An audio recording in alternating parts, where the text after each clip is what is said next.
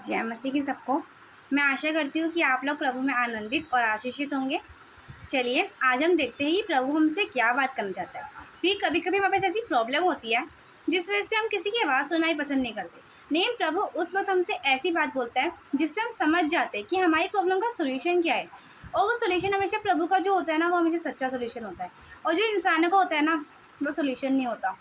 चलिए फिर आज हम ये देखते हैं कि परिस्थिति कौन है। हाँ, हमारा आज टॉपिक है कि परिस्थिति कौन है, और उसके ऊपर मैं एक वचन बोलना चाहूँगी। उससे पहले मैं आपको बताती हूँ कि मैं उस परिस्थिति की बात कर रही हूँ जो आपको मायूसी में डालती है, जो आपको डराती है, जो आपका विश्वासघात करने की कोशिश करती है कि आपका विश्वास ना बढ़े प्रभु में। वो कोशिश करती है ना। शैतान उस परिस्थिति के द्वारा आपको बहुत डराता है। आपको लगता है कि प्रभु शायद मेरे से प्यार नहीं करता, प्रभु शायद मेरे को सुन नहीं रहा, या प्रभु शायद मुझे भूल चुका है। बट ऐसा नहीं है। वो शैतान आपको डराता है। और वो शैतान कौन है, मैं आपको अभी बता देती हूँ कि शैतान और वो परिस्थिति कौन है। चलिए फिर हम अपने वचन के ओर जाते हैं। हम अपना वचन पढ़ेंगे इब्रानियों 2:8। इब्रानियों 2:8।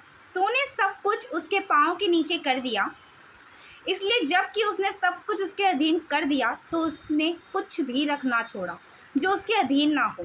पर हम अब तक सब कुछ उसके अधीन नहीं देखते। सच में प्रभु ने बोला है सब कुछ अधीन कर दिया। सब कुछ किसके? यीशु मसीह के। और अधीन कर दिया मतलब सब कुछ का मतलब क्या है? हाँ जी, जो आपके सामने वो अपने प्रॉब्लम रखी है ना, आपकी A to Z जो आपके सामने प्रॉब्लम है, जो आपको मायूसी देती है, जो आपको प्रभु से दूर करने की कोशिश करती है, जो आपको विश्वास में आपको कमी आने लगती है जब उस प्रॉब्लम के द्वारा, तो वो प्रॉब्लम भी ना प्रभु के अधीन है। प्रभु ही है जो उसको मतलब उसका सॉल्यूशन दे सकता है। अब लिखा है कि उसके अधीन कर दिया। किसके अधीन कर दिया? यीशु मसीह के। हाँ जी।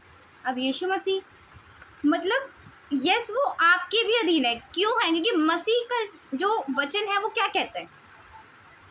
मेरे अंदर मैं नहीं परंतु मसीह जीवित है।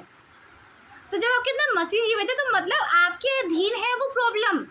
एक बार अपने उस परिस्थिति को अपने सामने रखिए उसके सामने उस परिस्थिति को रखिए और देखिए कि जो ये परिस्थिति है ना, अपने सामने रखिए। अभी सब कुछ भूल के, दुनिया की हर बात भूल के और हर चीज़ भूल के सिर्फ प्रभु के सामने आइए और उस परिस्थिति को लेकर आइए और रखिए कि हाँ, ये प्रॉब्लम है जो मुझे डराती है, ये प्रॉब्लम है जो मुझे दुख देती है और जो मुझे प्रभु से दूर करने की कोशिश करती है, जिस वजह से प्रभु में विश्वास नहीं कर पाता हूँ। ये वही प्रॉब्लम है। तो उस प्रॉब्लम को एक बारी गौर से देखिए और एक बार प्रभु के इस वचन को देखिए कि इसमें लिखा है प्रभु ने सब कुछ अधीन कर दिया। अधीन सब कुछ, सब कुछ जो ये परिस्थिति है ना, ये भी प्रभु ने यीशु मसीह के अधीन कर दिया है। और यीशु मसीह आप में जीवित है आज भी, तो ये आपके भी अधीन है। परमेश्वर ने आपको अपने वचन में राजकुमार और राजकुमारी कहा है। तो क्या, एक बात बताइए, एक बार आसमान और पृथ्वी को देखिए। जो इसका बनाने वाला है उसने आपको राजकुमार और राजकुमारी कहा है, उसने आपको वचन में सिंह कहा है, मतलब शेर भी कहा है। तो क्या आप इस प्रॉब्लम से ऐसे डर जाएंगे? बिल्कुल नहीं। हमने वचन में भी पढ़ा है कि सब कुछ अधीन है, तो मतलब हमारा अधिकार है इन चीज़ों के ऊपर। तो हम इस तरह से दुखित होकर ये नहीं दिखाएंगे कि हम मतलब वचन को उल्टा नहीं समझेंगे। क्योंकि प्रभु ना सिर्फ वचन सुनने नहीं है, सिर्फ वचन पढ़ने नहीं है, उसको अपनी लाइफ में होते हुए देखना। अगर प्रभु ने परिस्थिति आपके सामने रखी है ना, तो उसका मतलब ये है कि आप उसको हराओ। आप प्रभु ने आपको इसलिए देखा कि आप उसके सामने से भाग जाओ, आप उसको हराओ प्रॉब्लम को। और क्योंकि वो आपके ऑलरेडी अधीन है, तो आप ये बिल्कुल मत सोचो कि वो मुझे परेशान कर रही है, बल्कि ये सोचो कि वो प्रभु ने आपके सामने रखी है, ताकि उस वचन को, जो अधीनता का वचन जो है कि वो आपके अधीन है, उसको आप होते हुए अपनी ज़िंदगी में देखो।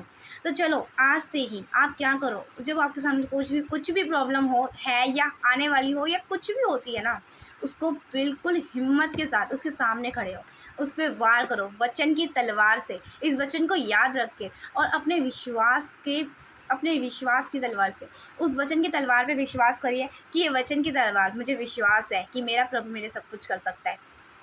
इसलिए अपना ये जो आप जो शेर है ना, शेर बन के रहो। जो आपके सामने आपको डराने की कोशिश कर रहा है ना कि आपके सामने परिस्थिति है परमेश्वर से प्रेम नहीं करता, वो झूठी है। वो जो डराने की कोशिश कर रहा है ना, वो झूठी है। रियल में आप देखेंगे ना, तो वो शैतान हारा हुआ है, वो परिस्थिति हारी हुई है। हाँ, उस शैतान के यीशु मसीह के नाम से पैर कांपते हैं। और आप उससे डरेंगे? बिल्कुल नहीं, क्योंकि मसीह आप में है। चलिए हम प्रार्थना करते हैं। धन्यवाद करते पिता परमेश्वर, आपने हमको जोड़ा, उसके धन्यवाद करते हैं। पिता परमेश्वर, आपसे प्रार्थना करते हैं कि जो कोई इस वीडियो को देख रहा है और जिस किसने ये वचन सुना है पिता परमेश्वर, उसके जीवन में वचन पूरा होने पाए। उसको एक ऐसा सामर्थ्य दे पिता परमेश्वर, उसको ऐसी बुद्धि दे पिता परमेश्वर कि वो उस परिस्थिति और शैतान को हराने वाला बनने पाए।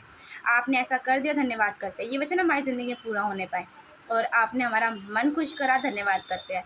यीशु मसीह के नाम से ही प्रार्थना मांगती हूँ, आमीन। सबको जय मसीह की।